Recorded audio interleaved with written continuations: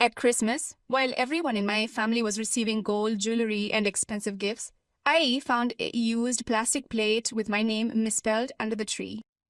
My mother laughed and said it was appropriate for my level.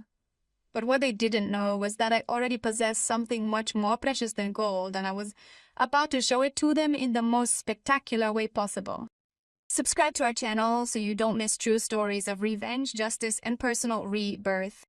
My name is Elena Martelli, and Christmas 2023 was the last one I spent pretending to be part of a family that considered me invisible.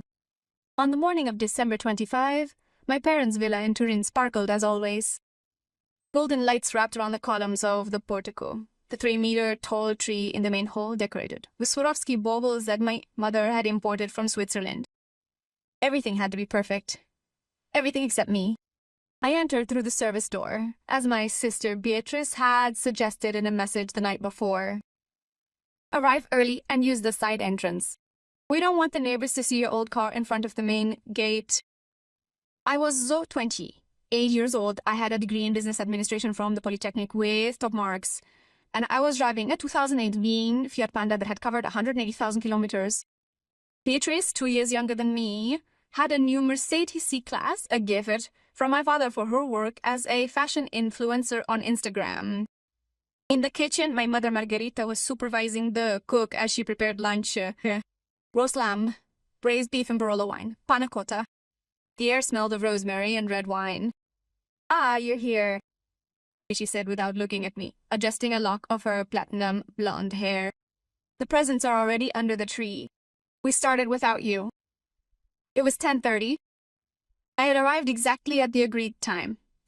In the living room, my father Vittorio was sitting in his leather armchair, reading the Corriere della Sera with his glasses resting on the tip of his nose. Beatrice was lying on the couch already, dressed in a cream-colored Prada dress, busy taking selfies with the tree in the background. Finally, sighed my brother Davide, 32, deputy director of the family textile company without having ever really worked a day in his life. Let's start with the presents. Like and subscribe for more stories like this. We sat in a circle, as we had done every year since I was a child, but even then I knew it wasn't a circle. It was a hierarchy. Dad distributed the packages one by one, pronouncing the names with theatrical solemnity. Beatrice said, handing her a small box wrapped in gold paper. She opened it with a shrill squeal. Inside was a yellow gold Cartier love bracelet encrusted with diamonds, valued at around €8,000. "Daddy, it's gorgeous!" she squealed, hugging him. My mother clapped her hands gently, smiling as if she had just witnessed a miracle. David continued, "Dad, a limited edition Rolex Submariner, valued at over €12,000. David nodded with mock modesty, as if he deserved it. Then it was my mother's turn. A Mikimoto pearl necklace, classic but expensive, and my father himself, a Mont Blanc vintage pen that David had personally chosen. I felt my chest tighten. I waited. I waited for my name. Finally, Dad rummaged behind the tree and pulled out something wrapped in a clear plastic bag from the supermarket. Not even wrapping paper. "Elena," said in a flat, almost bored tone. I took it. It was light. Too light. She opened the bag. Inside was a faded orange plastic plate with obvious scratches along the edges, the kind of plate you use for picnics and then throw away. On the bottom, badly written in black permanent marker, was my name, Elena. The silence in the room was deafening. Then Beatrice burst out laughing, a high-pitched, cruel laugh that filled every corner of the living room. "Oh my God," he said through tears of laughter, filming me with his phone. "It's perfect. It's literally perfect for her."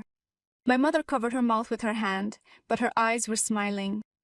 "Well, dear, it's appropriate for your level," she said with false sweetness. "Let's not waste resources where they're not needed." Dad didn't say anything.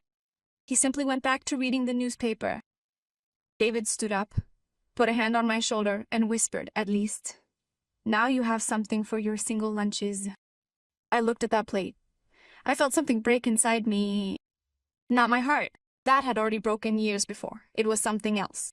It was my unwavering patience, my willingness to endure the hardships, and my unshakable hope that one day they would see me. I stood up slowly, holding the plate in my hand. "Thank you," I said in a calm, too calm voice. My mother raised an eyebrow. "You're welcome, honey." "No," I continued. "Really?" "Thank you. Because this plate just made me understand something fundamental." Beatrice stopped laughing. Dad lowered the newspaper. "You've always treated me like I was disposable, like I was worthless, like my job. My degree, my sacrifices didn't count because they weren't glamorous enough for you." "Elena, don't be dramatic." My mother sighed. "Dramatic," I repeated with a bitter smile. "Do you know what I've been doing for the past 3 years while you ignored me?" No one answered. "I founded a financial consulting firm on my own, without a year one on from you, without your last name, without your connections." Davide snorted. "Sure, Elena, and I'm the Pope." I pulled out my phone and it opened my bank app. I turned the screen to face them. The balance said 487,000 euros. My mother's eyes widened. Dad stood up from his chair. "I've worked with startups, small businesses, professionals. I've built a client portfolio all over northern Italy. And last month, I signed a contract with a Swiss investment fund as a senior consultant. Annual salary, 120,000 euro net." Beatrice dropped her phone. "Write in the comments what you would have done, and don't forget to subscribe." "Impossible," David stammered. "Are you bluffing?" He opened another app, the company registry portal. I showed them my registered company, Martelli Consulting SRL, with me as the sole director and founder. "While you were giving me plastic plates," I said in a firm voice, "I bought myself an apartment in Milan, Portanova area, 3 bedrooms, skyline view, paid for in cash." My mother put a hand to her chest. "But how come? You always said you had no money, that my car runs perfectly. I don't need a Mercedes to prove my worth, and I never said I didn't have money. You simply assumed I was a failure because I didn't flaunt everything on social media like Beatrice." Dad finally spoke in a trembling voice. "Ola, if you had all this money, why didn't you ever tell us?" "Because I wanted to see how far you would go," I replied. "I wanted to understand if you would ever treat me like a human being, even if you thought I had nothing." And today I got my answer. I placed the plastic plate on the marble table with a sharp click. "This plate will stay here as a reminder, for you, not for me." I walked towards the door. "Where are you going?" my mother asked in a high-pitched voice. "It's Christmas. Lunch is almost ready." I turned around one last time. "I'm going to lunch at the restaurant I booked 3 weeks ago by myself, because I've learned that it's better to be alone than to feel alone in the middle of your family." "Elena, you can't leave like that," David said, standing up. "We are your family." "No," I replied calmly. "You are people with whom I share DNA. Family is something else." I went out the front door, the one I had been forbidden to go to, and got into my old Panda. As I drove away, I saw my mother in the rearview mirror on the porch, her arms crossed. Beatrice crying, probably because of the content lost on social media, and my father motionless as a statue. The lunch at the restaurant was the best of my life. I ordered everything I wanted, drank French champagne, and looked out the window at the city of Turin illuminated by the winter sun. My phone started ringing around 3 p.m. de Siro. First my mother, then David, then Beatrice. I ignored all the calls. Finally, Dad sent me a message. "We need to talk. Come home." I simply replied, "This is not my home anymore, and it never has been." Over the next few days, the family began a desperate campaign, texting, emailing, even visiting my office in Milan, but I remained steadfast. On New Year's Eve, I received a formal letter from my father. He said he wanted to reconcile and discuss opportunities for collaboration between his textile company and my consulting firm. I smiled as I read those words.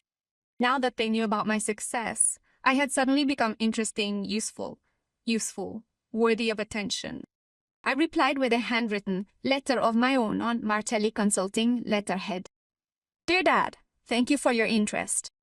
Unfortunately, my schedule is full for the next 2 years. I suggest you contact one of my competitors. There are many valid ones on the market. Now concerning our personal relationship, I remind you that for Christmas you gave me a used plastic plate, whereas you presented everyone else with gold. That gesture taught me more than any of your words could have done. I wish you the best in life and in business. But separately from me, sincerely, Elena Martelli. Yes, I didn't receive a response. Months later, I learned through mutual acquaintances that the family business was going through financial difficulties.